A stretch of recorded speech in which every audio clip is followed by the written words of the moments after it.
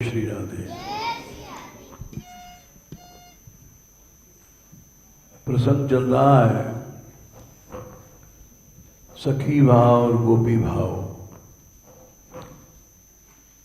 ये दोनों बड़े सूक्ष्म हैं और उलझे हुए प्रकरण हैं।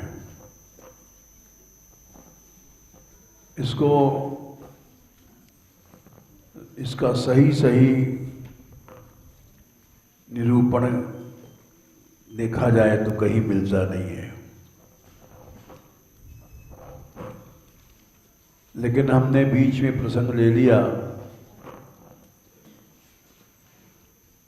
कि चाहे सखी भाव हो, चाहे गोपी भाव हो, इस पर कोई कहता है वृंदावन में बड़ा विवाद है और हम जब आए थे 60 साल पहले तो जो हमारे गुरुदेव थे उन्होंने सावधान किया था कि वृंदावन में सांप्रदायिक विवादों में नहीं पड़ना, इसमें उलझ जाओगे तो भक्ति नहीं हो पाएगी। इसलिए भगवान की कृपा से उसमें से हम दूर रहे। और यहाँ तक कि बड़े बड़े लोग इसमें फंस गए,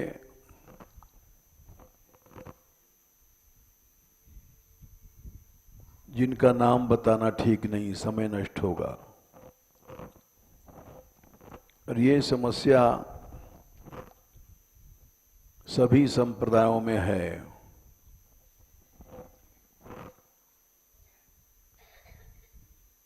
लेकिन इसी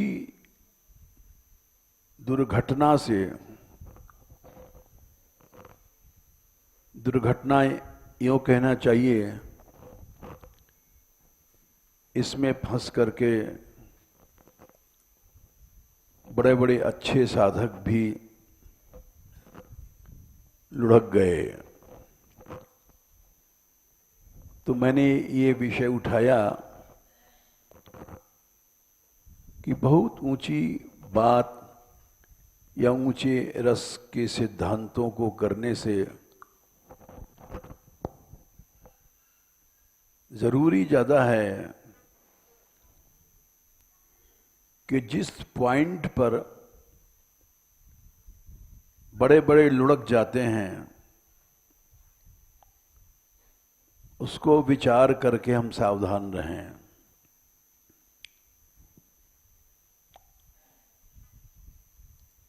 भक्ति का मूल है दैन्य।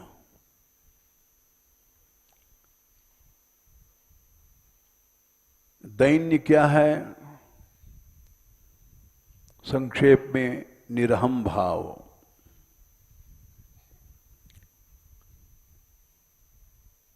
किसी प्रकार का अहम न हो। जैसे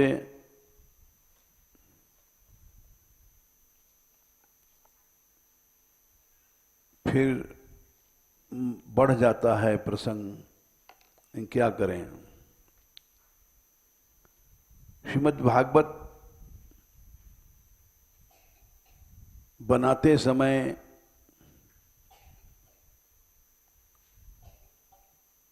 व्यास जी के सामने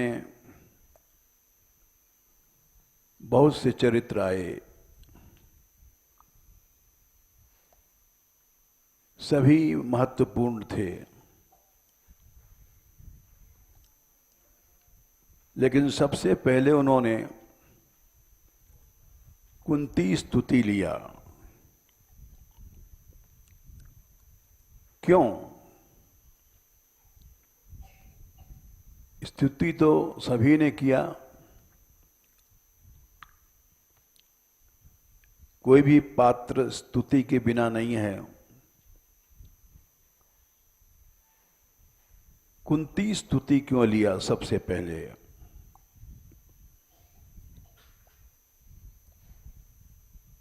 द्रौपदी को लिया थोड़ा सा लिया, 1:7:42 द्रौपदी का एक ही श्लोक ये काफी है, जबकि उनके लिए अंबरावतार हुआ, चीरहरण में भगवान स्वयं उनकी साड़ी बने।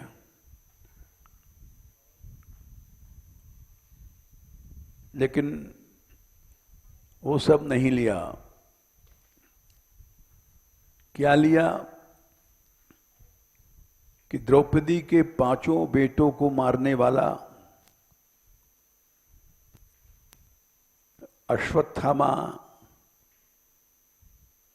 जो रात को घुस करके तंबू में सोते भये बच्चों को मार डाला, महारथी थे, आतताई था। स्वयं भीम ने, कृष्ण ने उसको आतताई कहा, और कृष्ण ने कहा था अर्जुन इसको मार डालो।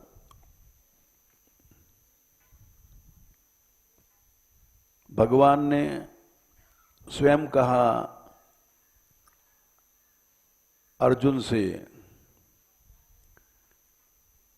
लेकिन द्रौपदी ने एक ऐसा आदर्श रखा। अर्जुन गए बांध करके लाए, तथा हृतम पशुवत पाशबंधम अवांगमुखम कर्मजुगुप्सितेन। नीच कर्म किया था, सोते भये बच्चों को मारा था। जुगुप्सित माने नीच कर्म किया था, इसलिए उसका मुंह नीचे की ओर था। अवांग मुखम, वो अश्वत्थामा ऊपर देख नहीं सकता था, क्योंकि वीर होकर के भी उसने ऐसा कर्म किया, महारथी होकर के भी अति नीच कर्म किया। ऊपर नहीं देख सकता था। द्रौपदी ने देखा, निरीक्ष कृष्णा अपकृतम गुरो सुतम। सोचती है ये हमारे गुरु का लड़का है,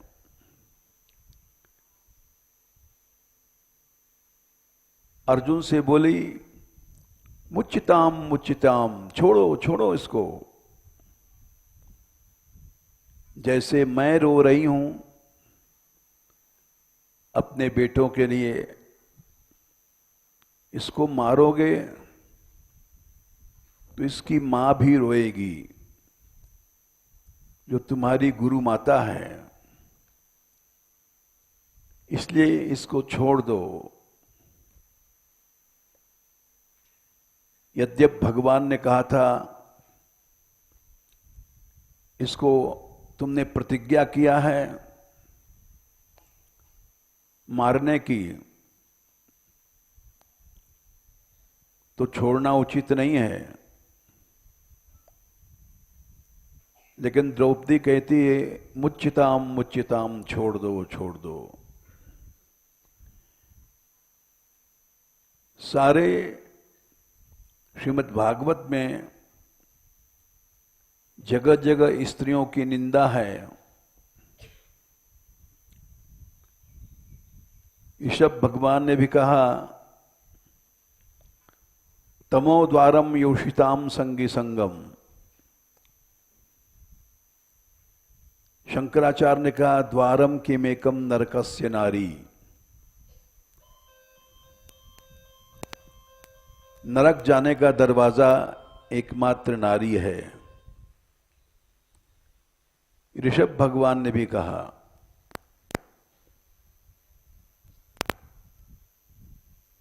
महत्सेवा तो मुक्ति का द्वार है, तम माने नरक या अंधकार का द्वार स्त्री या स्त्री संगी लोग जो भोगी होते हैं। लेकिन ये श्लोक ऐसा है जहां स्त्रियों की प्रशंसा की गई है। एकमात्र उसका कारण द्रौपदी हैं, जिसके बेटे सोते में धोखे में मारे गए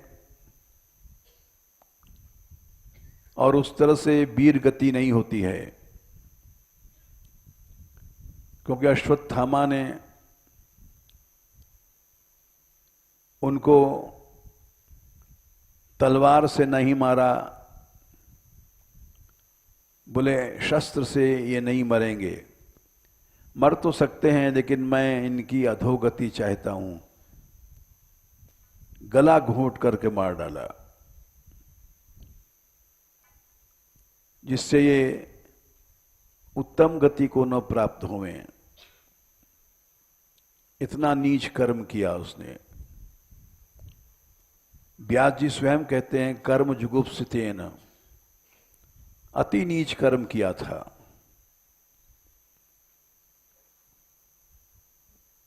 यानी जीते जी नहीं, मरे के बाद भी ये सब नरक को जाएंगे।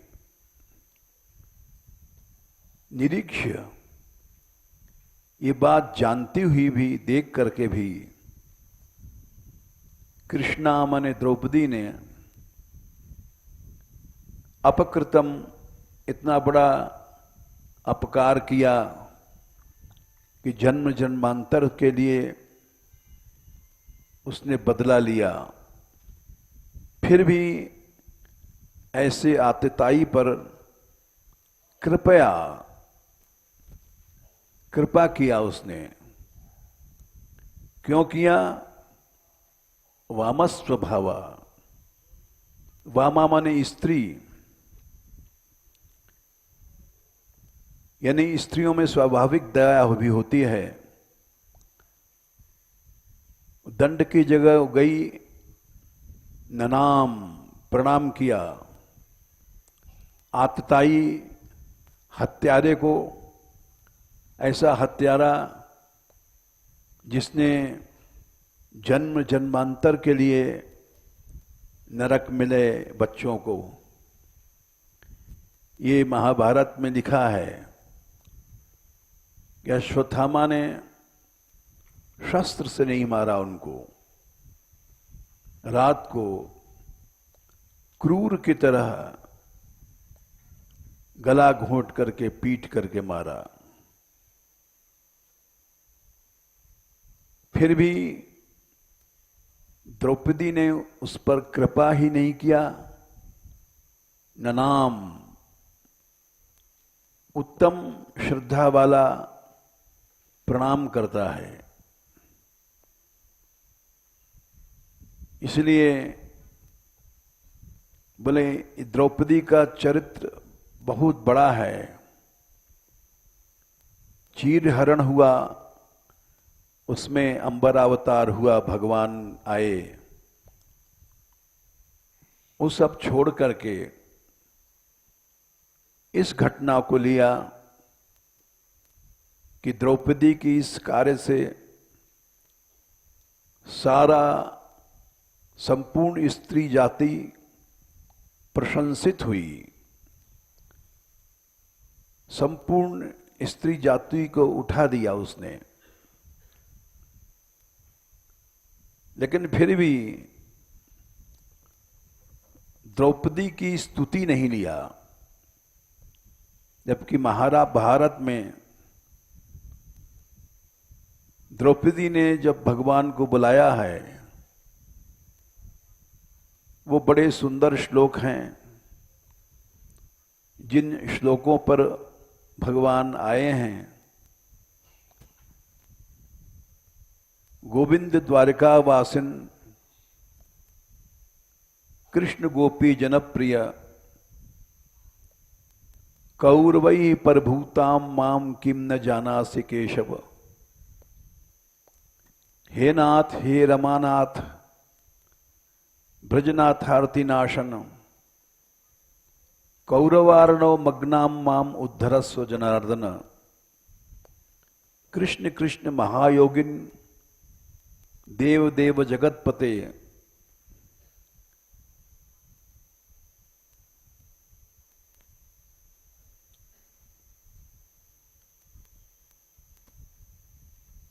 उद्धरस्व जनार्दन। ये सब बड़े करुणा के श्लोक हैं। प्रपन्नाम पाहि गोविंद याद आ गया, उद्धरस्व जनार्दन कह करके गिर पड़ी। प्रपन्नाम माने चरणों में गिरना, ये महाभारत का श्लोक है, वहां नहीं मिलेगा। प्रपन्नाम पाहि गोविंद और कुरु मध्ये अवसीदतिम, लेकिन वो सब नहीं लिया, कुंती की स्तुति लिया। उसका कारण क्या है? उसका कारण है कि जब मनुष्य अपनी सत्ता, अपने आप को भूल जाता है, तब वो शरणागति है।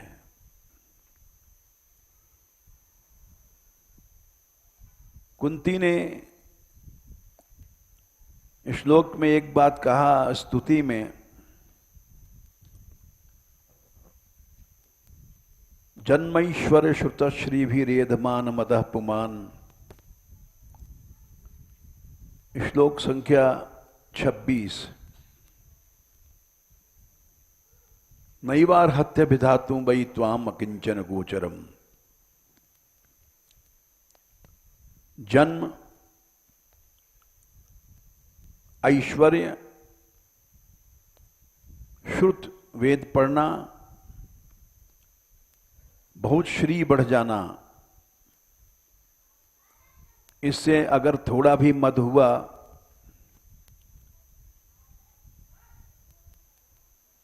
तो आपकी प्राप्ति तो दूर है, आपका नाम लेने का अधिकारी नहीं है। अभिधातुम, कीर्तन करने का अधिकारी नहीं है। इसलिए चैतन्य महाप्रभु ने स्पष्ट किया, तृणादपि सुनीचन, तुम कीर्तन तभी कर सकते हो गोविंद का नाम। तृण से ज्यादा छोटे बनो, अमानी बनो, दूसरों को मान देना सीखो, सहिष्णु बनो, तब तुम कीर्तन करने के अधिकारी हो। हम जैसे तो अधिकारी ही नहीं हैं। भगवान का दर्शन या कृपा तो दूर है, क्योंकि किसी न किसी प्रकार का मद है।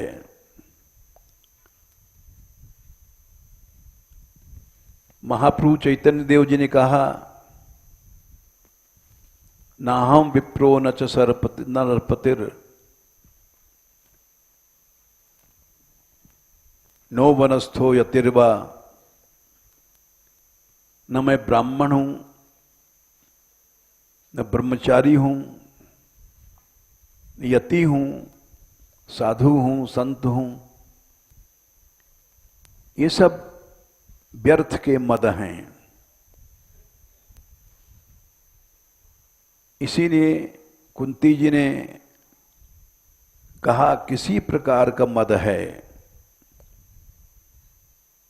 तो भगवान का नाम लेने का अधिकारी नहीं है, क्योंकि भगवान तो अकिंचन होने पर मिला गोचर होते हैं। अकिंचन विंताय। फिर 27वें श्लोक में कहते हैं, कुंती आपको नमस्कार है,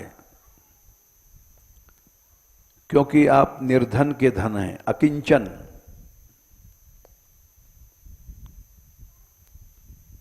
यह भी महत्व की बात है।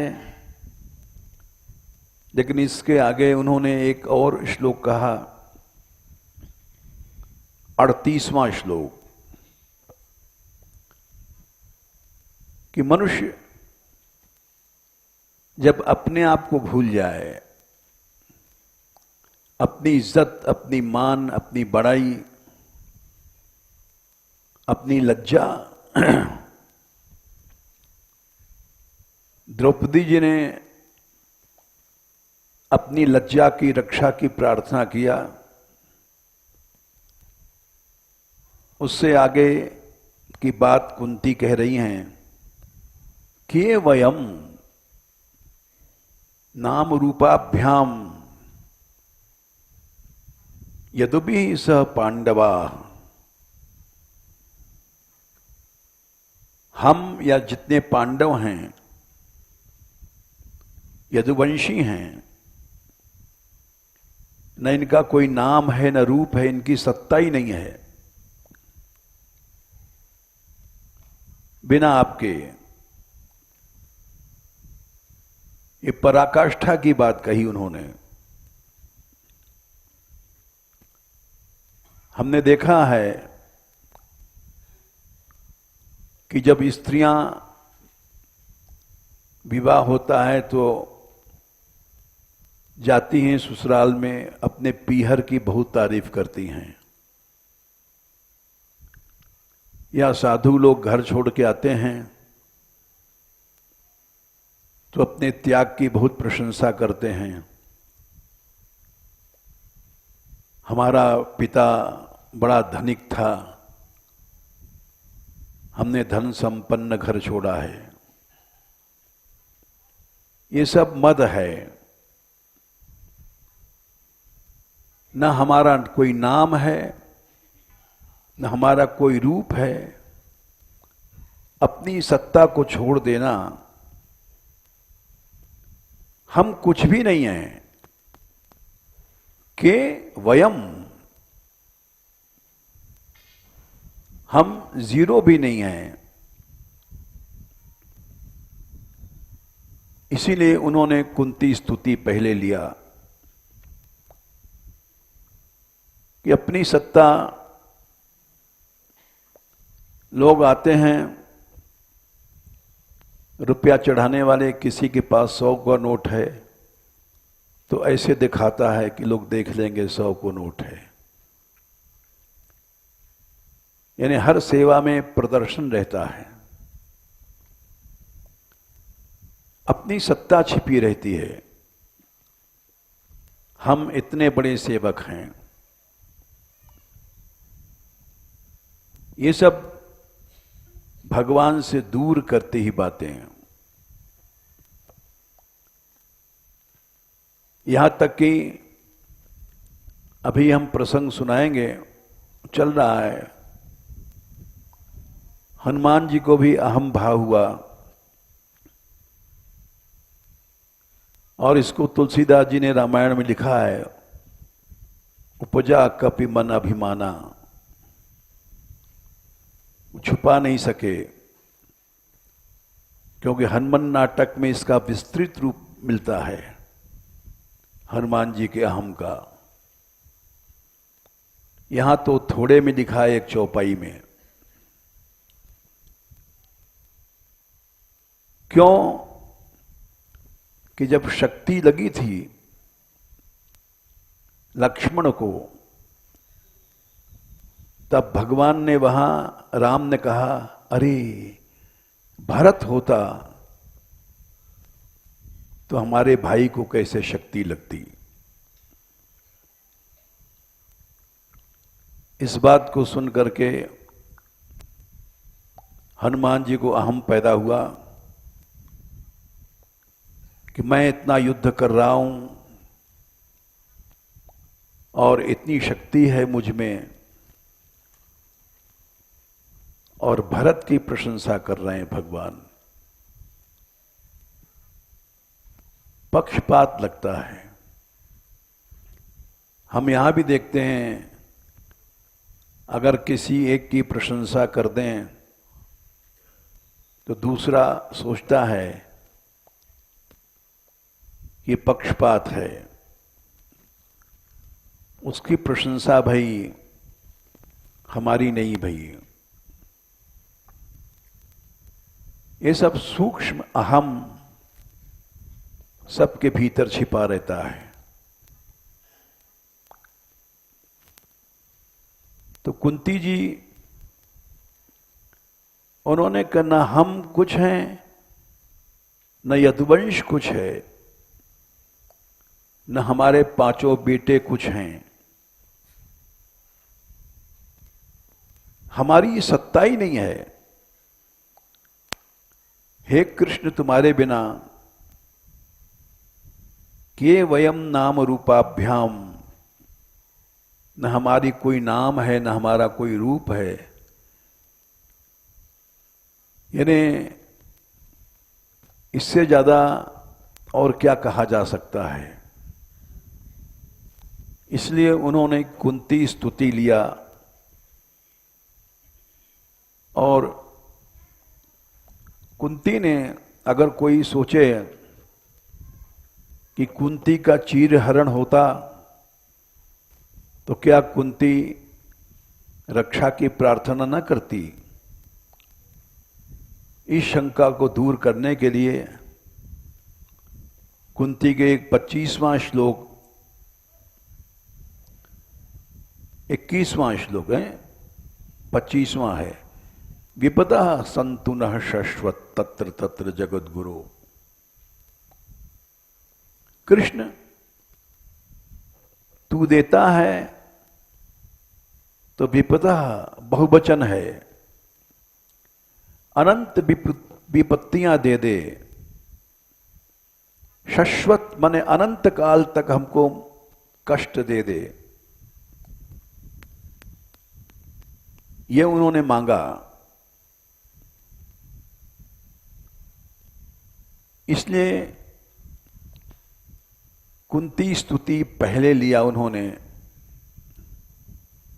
श्रीमद् भागवत में पहली स्तुति है कुंती स्तुति, उसके बाद भीष्म आदि की स्तुतियां आती हैं।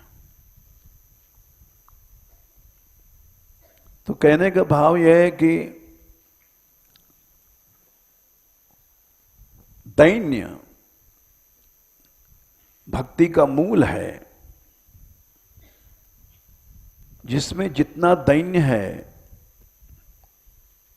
वो उतना ही भगवान के समीप है, और जिसमें किसी प्रकार का मद है, मद माने नशा, ये नशा अच्छे कामों से भी हो जाता है।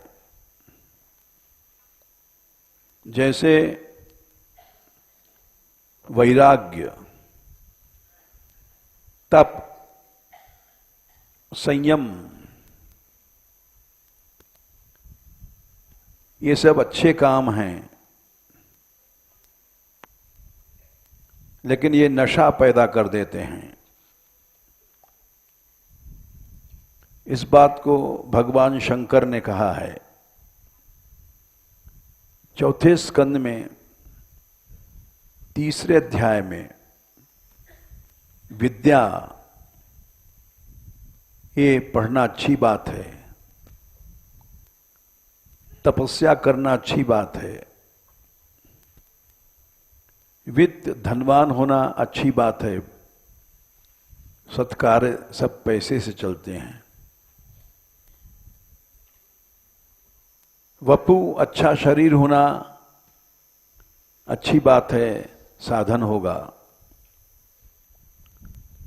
अच्छे कुल में पैदा होना इस संतों के लिए गुण हैं। षड्भी असत्तमेतरहि, हम जैसे जो असत्तम लोग हैं, नीच प्रकृति के लोग हैं, उनके लिए यही चीजें इतर मने गुण के जगह अवगुण बन जाते हैं। बोले कैसे? भृतमान दुर्दृश, अहंकार का पोषण करते हैं, मद उत्पन्न करते हैं। मद का लक्षण क्या है? स्तब्धा, ऐंठ। हम यहां नहीं बैठ सकते, जैसे हम लोग सोचते हैं। हम यहां नहीं खड़े हो सकते, हम यहां नहीं खा सकते। ये सब ऐंठ भाव है, इसको स्तब्ध कहते हैं।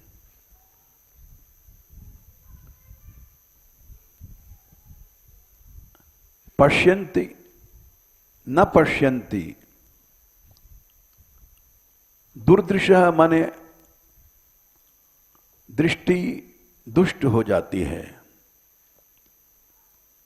भूश्याम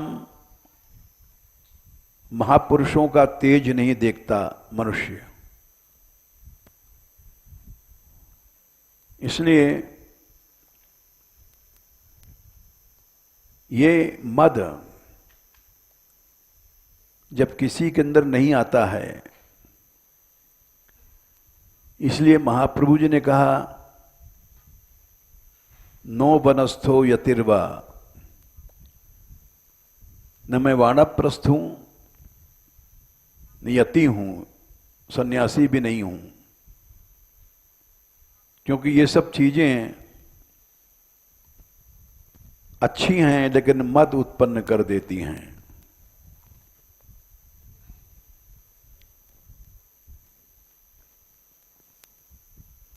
इसलिए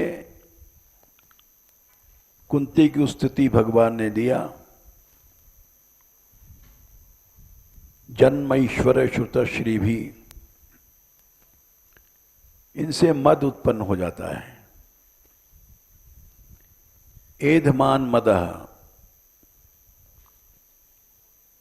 कुंती जी बोलती हैं मद बढ़ता रहता है। ये जितनी चीजें हैं, विद्वान लोग भाषण करते हैं, श्रुत बड़े बड़े वेद पढ़ने वाले, लेकिन भीतर से उनका मद बढ़ता रहता है। एधमान शानच प्रत्यय है। शानच प्रत्यय माने कंटिन्यूअस टेंस।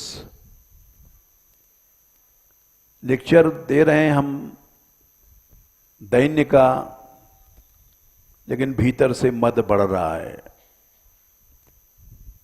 शानच प्रत्यय है। क्रिया उल्टी हो रही है भीतर। जैसे नारद कहो सहित अभिमाना, कृपा तुम्हारी सकल भगवाना। भगवान से कह रहे हैं नारद जी, तुम्हारी कृपा से ही मैंने काम को जीता। कामदेव गया था उनके अंदर काम पैदा करने हार गया। तो भगवान ने कहा, तुमको काम कैसे सताएगा, तुम ब्रह्मचारी व्रतधारी हो। सच्चाई थी, कामदेव को जीता था उन्होंने, लेकिन मेरा ऐसा संयम है कि अप्सराएं आईं, कामदेव आया, साक्षात सृष्टि का, काम विकार का जनक, और वो हार गया। तो इससे उनको मद पैदा हुआ। ऐसा संयम बड़े बड़े ऋषि भी नहीं कर पाते हैं। इसलिए उदाहरण हमने लिया हनुमान जी का, क्योंकि हनुमान जी भक्त तो ही हैं, रुद्रावतार हैं, भगवान भी हैं, और उनके अंदर भी ये विकार आया।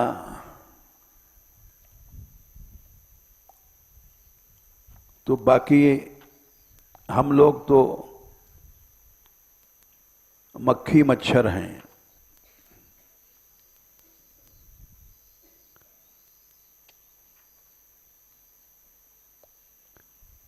सुनु कपि मन उपजा अभिमाना, लंका कांड दोहा 59।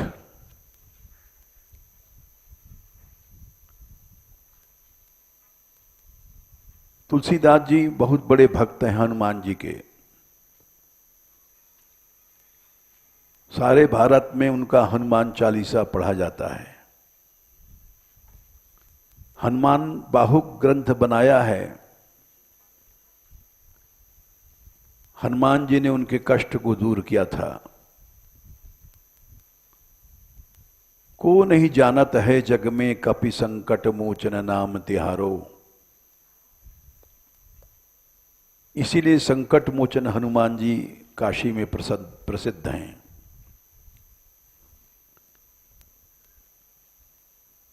लेकिन उनके मन भी अभिमान पैदा हुआ।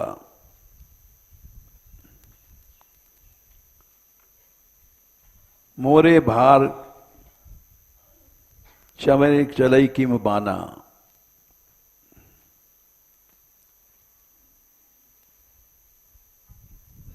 और हनुमान जी ने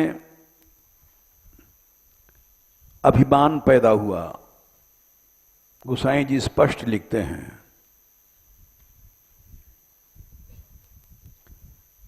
इसके पहले ही उनके मन में अभिमान पैदा हो गया था। जब जब राम जी प्रशंसा करते थे, विशेष करके जब शक्ति लगाया है,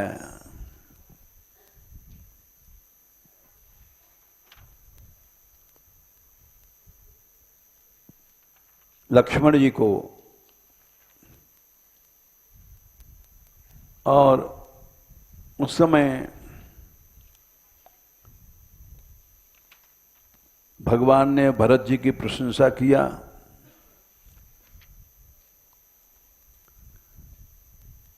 तो वहां भी हनुमान जी को अच्छा नहीं लगा।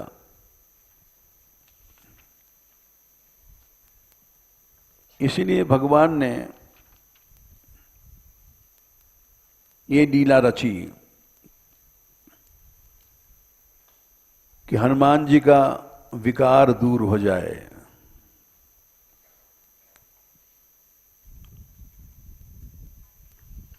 हनुमान जी,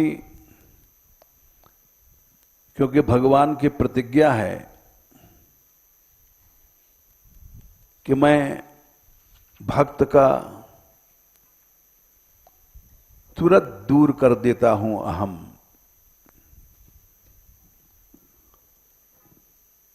जैसे उपजो गर्भ अति भारी, बेग डारी हों देहु पारी। नारद मोह में देखा भगवान ने बालकांड में, चौपाई है, संख्या क्या है याद नहीं है, 129।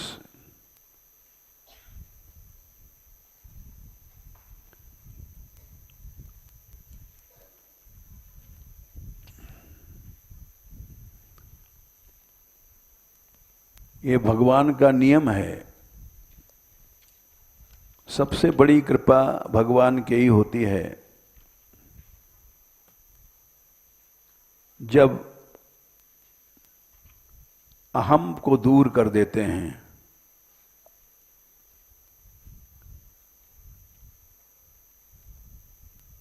करुणानिधि मन दीख विचारी, उर अंकुरेव गर्भ तरु भारी। ये सबसे बड़ा वृक्ष है। चैतन्य चरितामृत में लिखा है, जब मनुष्य भक्ति करता है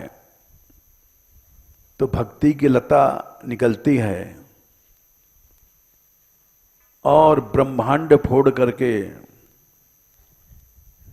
भगवान के चरणों में चली जाती है और उनके चरणों को बांध देती है, धीरे धीरे बढ़ते बढ़ते। इसलिए गर्भ तरु, गर्भ का वृक्ष बहुत बड़ा होता है, नित्य धाम से भी नीचे खींच देता है, जैसे जय विजय आदि। उर अंकुरेव गर्भ तरु भारी। इसीलिए इस वृक्ष को पैदा नहीं होना देना चाहिए, नहीं नित्य धाम से नीचे पटक देगा। जन सो बैर प्रीति मोसों कर, मेरो नाम निरंतर लई हैं। लेकिन सूरदास भगवंत बदत हैं, मोए भजे पे जमपुर जई हैं। हम जैसे लोग समझते हैं बड़ा भजन कर रहे हैं, लेकिन जमपुर ही जाएंगे, क्योंकि गर्भ तरु बड़ा भारी होता है। भगवान सोचते हैं हमारी सबसे बड़ी कृपा यही है, बेग सो मैं डारी हूं खारी, पन हमार सेवक हितकारी। हमारा प्रण है कि मैं सेवक का हित करता हूं। इसीलिए श्रीमद् भागवत में आया है, प्रशमाय प्रसादाय, दशम स्कंद 29वां अध्याय 48वां आखिरी श्लोक। उस मद को तासाम तत्सौभग मदम वीक्ष्यमानम च केशवः प्रशमाय प्रसादाय। यही भगवान की प्रसाद कृपा है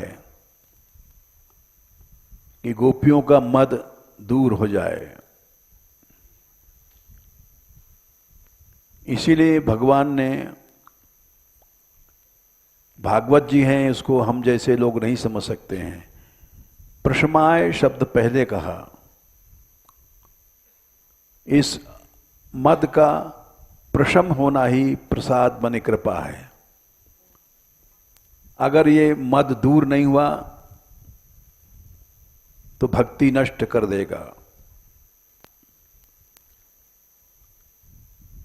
इसलिए भगवान वहां पर अंतर्धान हो गए। यहां भी उन्होंने देखा कि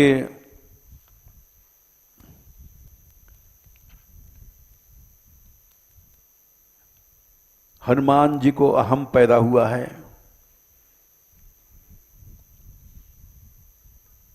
अहम तो तभी पैदा हो गया था बहुत पहले। चला प्रभंजन सुत बल भाखी।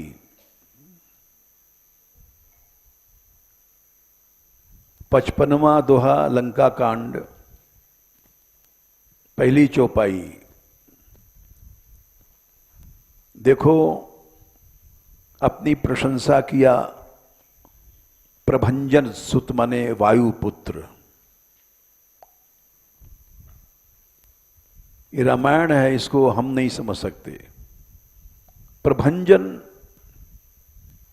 वेग वाले वायु को कहते हैं, जो वृक्षों को तोड़ देती है, पहाड़ों को उड़ा देती है। और इसीलिए प्रभंजन सुत कहा।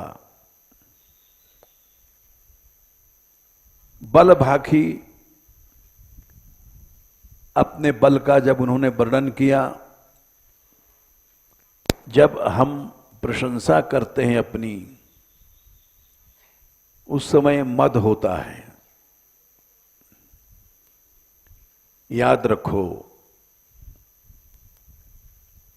उससे पुण्य नष्ट हो जाता है।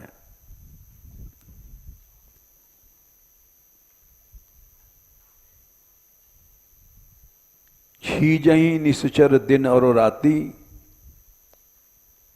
निज मुख कहे सुकृत जही भांति।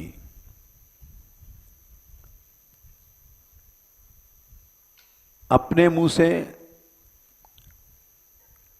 अपनी तारीफ करने में सुकृत नष्ट हो जाता है, बड़ी जल्दी पुण्य नष्ट हो जाता है। और ये हम जैसे मूर्ख लोग दिन रात करते हैं। तुम हमको नहीं जानते हो, हम कौन हैं? तू हमारे सामने एक लड़का है, ऐसी बात बनाता है। तुम हमारे सामने के साधु हो और हमको ऐसे शिक्षा देते हो। ये सब बातें जितनी हैं, ये मद के हैं। तुम कल परसों के आए भय और हमसे ऐसा बोलते हो। कल परसों के आए भय, ये सब शब्द मद के हैं। बोलने वाला नशे में है। मद माने नशा। उसको होश नहीं है कि हम क्या कह रहे हैं। तो उन्होंने अपनी प्रशंसा किया था।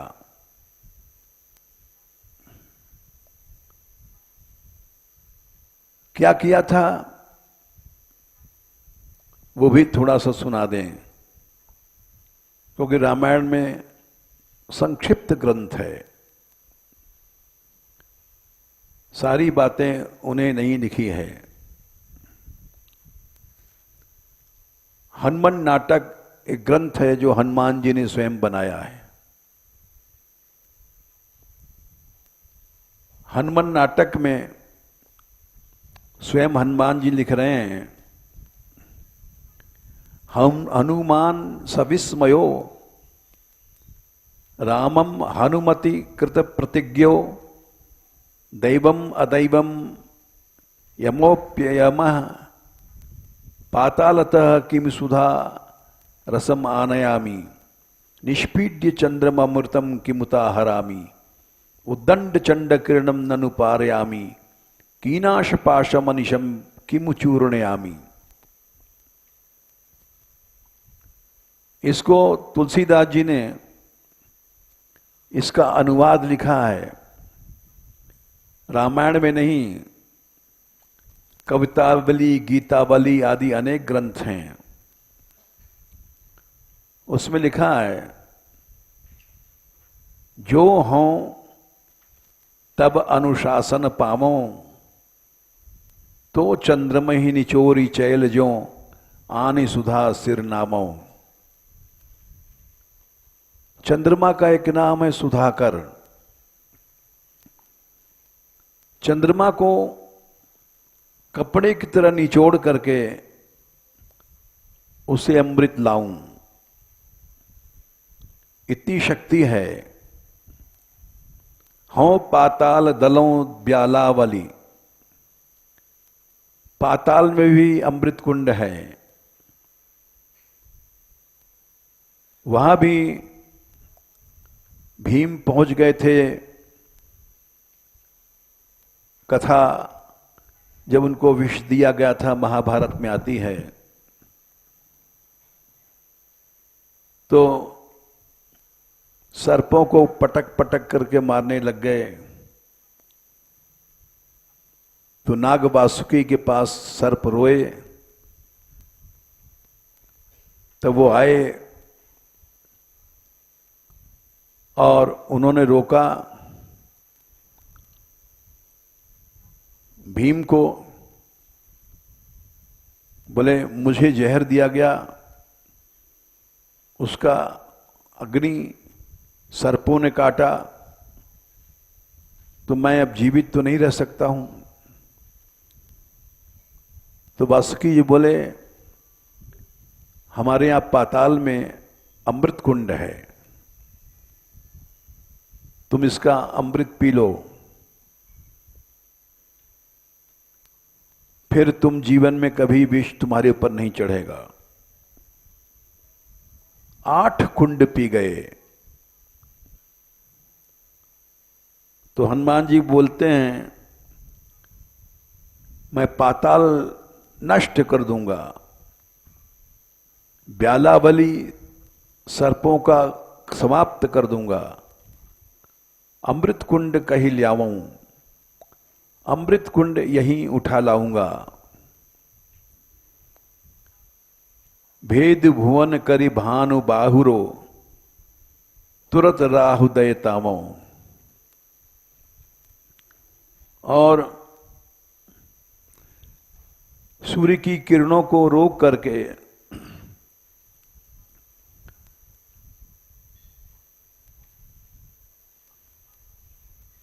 राहु दयतामो, राहु को भी, राहु अगर आता है रास्ते में, उसको भी तप्त कर दूंगा। विबुध वैद सरबरस धरि आनो, विबुध वैद अश्विनी कुमार, उनको पकड़ के लाऊं, तो प्रभु अनुग कहावों, तब तो मैं भगवान का दास हूं। पटकों मीच, मृत्यु को पटक करके मार दूं। नीच मूषक ज्यों, चूहे की तरह पटक दूंगा। काल रूपी यमराज को, सबको पाप बहावों, तुमरी कृपा प्रताप तिहारे ही, नेक विलंबन रावों। दीजे सोई आयस तुलसी प्रभु, जो तुमरे मन भावों। आप आज्ञा करो। आप रोते क्यों हो? हैं?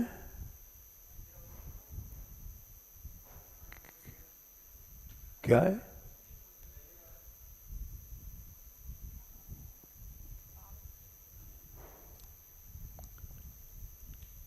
तो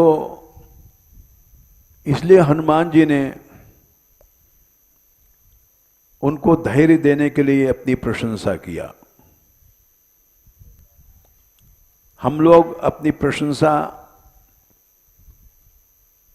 अपने अहम को बढ़ाने के लिए करते हैं। हनुमान जी ने प्रशंसा किया, लक्ष्य अच्छा था, प्रभु दुखी ना होवें, लक्ष्मण जी जीवित हो जाएं, लेकिन अपनी प्रशंसा सुनना भी गलत है, करना भी गलत है। बड़ा आश्चर्य है, हम जैसे लोग साधु बन करके पैम्फलेट में छपाते हैं, विरक्त शिरोमणि परिव्राजकाचार्य षड्दर्शनाचार्य, ये सब बातें भक्ति विरुद्ध हैं। श्रीमद् भागवत में एक श्लोक आता है, जब पृथु जी का अवतार हुआ तो सभी लोग ऋषि महर्षि भगवान हैं जानते हैं, प्रकट हुए हैं। 24 अवतारों में पृथु जी हैं। पृथु की प्रशंसा करने लग गए। तब भगवान ने मना किया, तुम मेरी प्रशंसा मत करो, करना है भगवान की करो। वही मनुष्य सभा का उद्धार कर सकता है, समाज का उद्धार कर सकता है, जो अपनी प्रशंसा न सुन सकता है न चाहता है, केवल भगवान की ही प्रशंसा चाहता है। सत्युत्तम श्लोक गुणानुवादे, क्या संख्या है? 4, 15, 30, 23, 4, 15, 23। भगवान उत्तम श्लोक, भगवान के गुणानुवाद रहते हुए जुगुप्सित माने इस निंदिर शरीर का, ये शरीर निंदित है, मलमूत्र से भरा हुआ है, पापों से भरा हुआ है। इस शरीर की स्तुति नहीं कराते हैं। उसी का नाम है सभ्य। सभ्य शब्द कैसे बना है? सभासु साधु सभ्यः, यत् प्रत्यय हुआ है साधु अर्थ में। जो व्याकरण पढ़े थोड़ा समझ लेंगे। यदधिकार प्रकरण में, पाणिनि व्याकरण में साधु अर्थ में यत् प्रत्यय हुआ है सभासु साधु। सभा माने समाज का वही कल्याण कर सकता है जो इस निंदित शरीर की प्रशंसा नहीं कराता है। नहीं तो इस शरीर की प्रशंसा होती है तो हम जैसे लोग खुश होते हैं, यानी हम सभ्य नहीं हैं, समाज का कल्याण नहीं कर सकते हैं। समाज का कल्याण कौन कर सकता है? जो भक्ति का आचार्य है। ब्रह्मा जी को भक्ति का आचार्य क्यों माना गया? इसलिए माना गया कि संसार में ज्यादातर लोग भगवान की माया से मोहित हैं, इसीलिए वो मुझको माम ब्रुवंति जगत गुरुम, यहां ब्रह्मा जी कहते हैं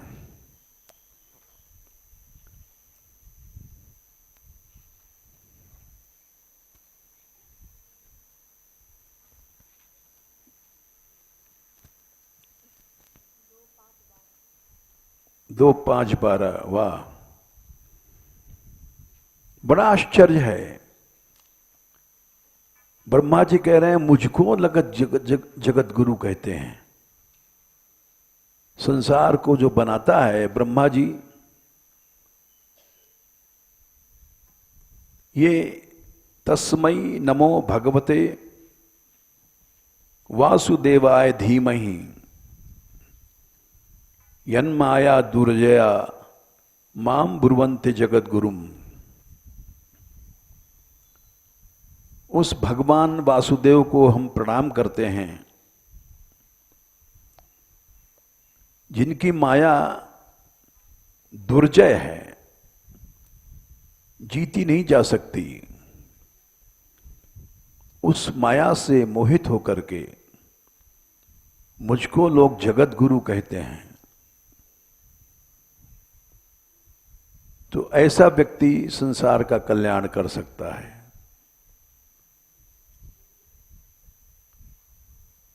जगत गुरु नाम सुनकर के ब्रह्मा जी घबरा जाते हैं, अरे रे रे रे रे, कैसी माया है, मैं जगत गुरु कहाँ हूं। जगत गुरु तो वासुदेव भगवान ही है।